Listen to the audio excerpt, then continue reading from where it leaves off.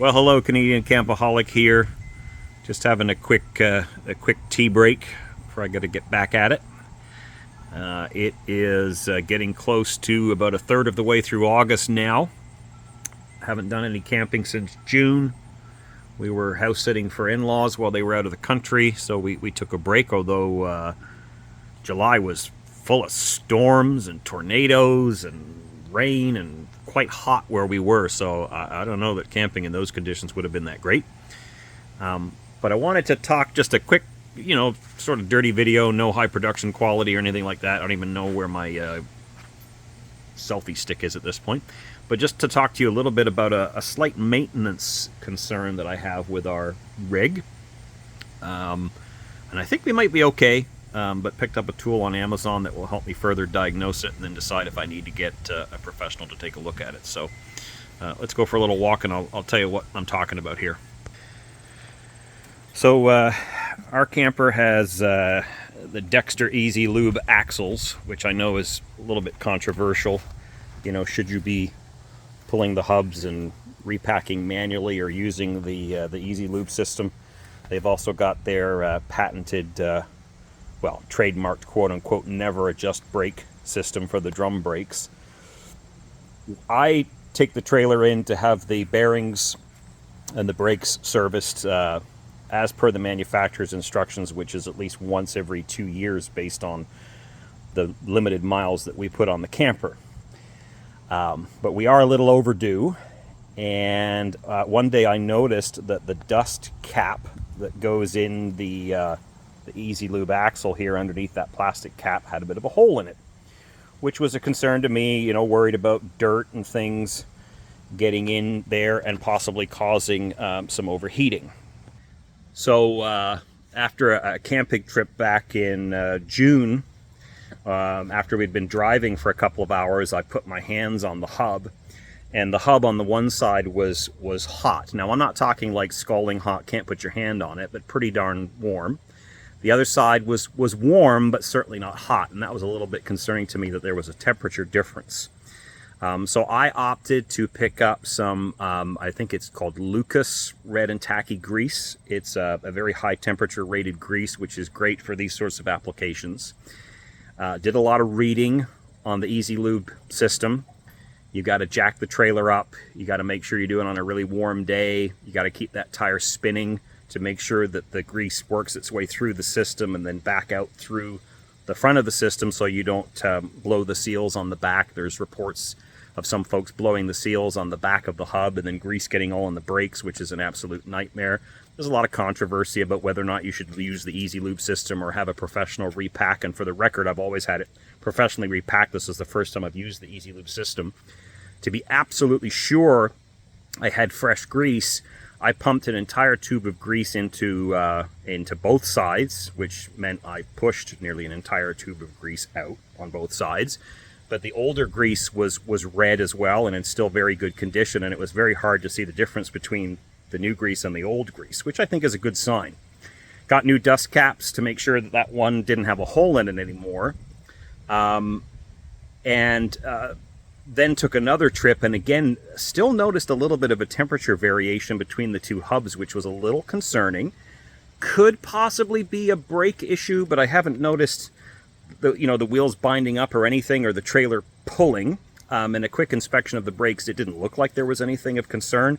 So this was my next step, was to maybe move to a diagnostic step. So let's talk about what I have bought to help with that. All right, excuse the mess in my shop here. Our hammock, the cross beams on the hammock snapped. We use this hammock in our yard, had to purchase a new one, so I got to break this thing down so that it can be disposed of properly. But what I purchased is over here on the bench. This is essentially a infrared thermometer that works off of a laser. Now, you can buy big, robust versions of this that are designed for heavy industry. This is just for little noobs and laymen's like myself. This was about $30 on Amazon, I think. It had, fairly good reviews. But it essentially, shoots a laser out and, based on, I guess, the reflection of the laser, it picks up and derives temperatures.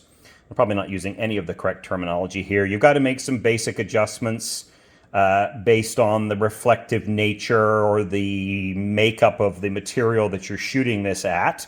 And again, I'm probably screwing up all the terminology and oversimplifying here. But you've got to adjust it between aluminum or steel or wood. You're not going to use it for temperature checking humans. But I guess you can also use this for temperature checking like oils and fats in cooking processes. But for my application, I wanted to be able to shoot a laser and get a temperature in this case Fahrenheit. You can do it in Celsius to figure out what the temperature is. So if I put it against the metal plate on my bench there, you can see the temperature changing ever so slightly.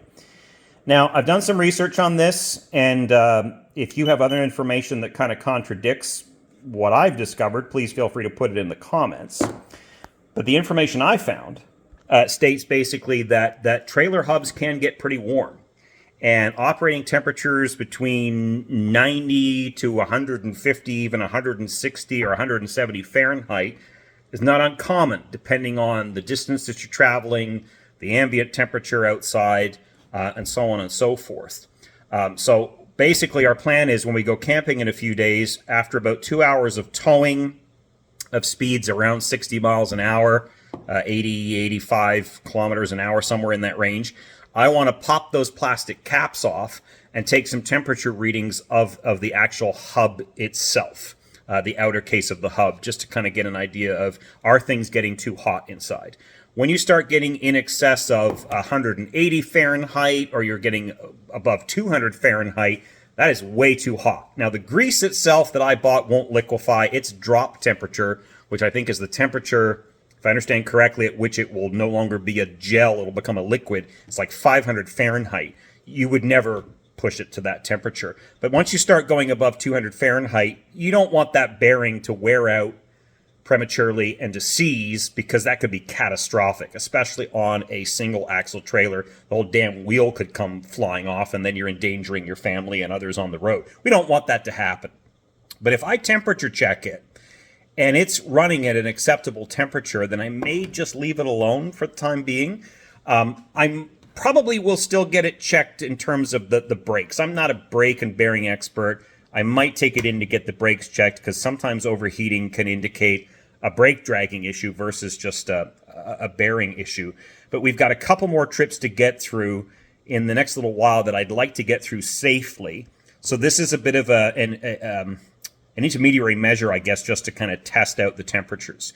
At the end of the day, again, just like I said earlier in the video, I don't typically do the easy lube thing. I take it to a professional. I have them inspect all of the brake components, make sure that everything's good with the brake shoes. They're all adjusted correctly. Make sure the bearings are in good condition and get those repacked properly. Just with financial things and other things that have been going on, that hasn't been too possible lately. But, a huge accident because of a failed bearing is going to cost me a hell of a lot more than taking it in for service. It's also very difficult where I live at this time of year, because most service places are extremely busy.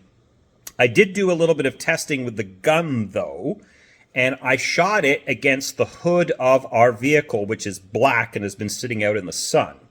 And it was coming back at readings of about 150 to 160 Fahrenheit, which, if what I've read posted by other so-called experts is correct, that would actually be an okay high-end operating temperature for a bearing if the vehicle's been driven a long distance, for the hub, I should say, because you're not going to shoot it into the bearing.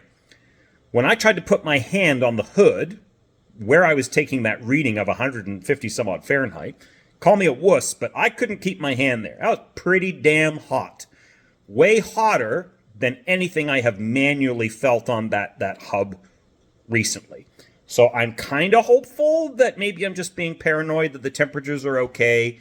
If using the Easy Lube system to repack the bearings is going to get me through the next couple of months, and then maybe in the fall get it serviced, that's probably the course of action. I think the last time I had it in to get the brakes and the bearings serviced, it cost me under $200 Canadian to do it, and it took them an afternoon to do the job. And it's well worth it. You don't want to mess around with things. There's not many things you want to mess around with on campers, but certainly not your brakes and your bearings. So I just want to be safe. play it smart. I don't know if there's anything else I'm going to use this little temperature gun for, this infrared thermometer. It was only 20 bucks, but I'm sure there's other things I can use it for. But anyway, I'm rambling now. We're just getting all prepped and ready over the next couple of days to go on that much-needed camping trip. I don't care if the weather's not great. I may shoot a little bit of footage on this particular trip. We're just going to Point Farms again. You've all seen us go to Point Farms many times. I don't know if there's much new there to share. We don't venture to different parks that often. My wife and kids are pretty particular about where we go. We've been to lots of different parks. We've kind of whittled it down to our favorites, and we stick with what works. So, and we have limits in our area with our tow vehicle and our budget as to how far we can comfortably go anyway. So that's kind of why we end up going to Pinery and Point Farms all the time. Hope you've had a fantastic season so far. If you got out in July, I hope your weather was better than it was around here. We've got 2 more trips planned for, like I said, for this month. We're not going to do anything in September because my son's starting high school. I don't want him missing any time in his first month of high school. We've got another trip in early October back at our favorite campsite. And then we might do one early winter trip sometime in November, provided that it doesn't get below freezing too often. And then that's it for the season. So we'll probably have racked up maybe 7 or so trips by the time the season's done. It's not the 10 to 14 we used to do back in the heyday. Some would call that excessive, but I'm just grateful to have been able to have the privilege to get out and camp. Those of you that follow the channel know we've had some tough times last couple of years. We weren't even sure if we could get out and camp that often. So even getting out to camp as many times as we will have is a real blessing. So anyway, that's all for now. Thanks for watching. We'll talk to you later.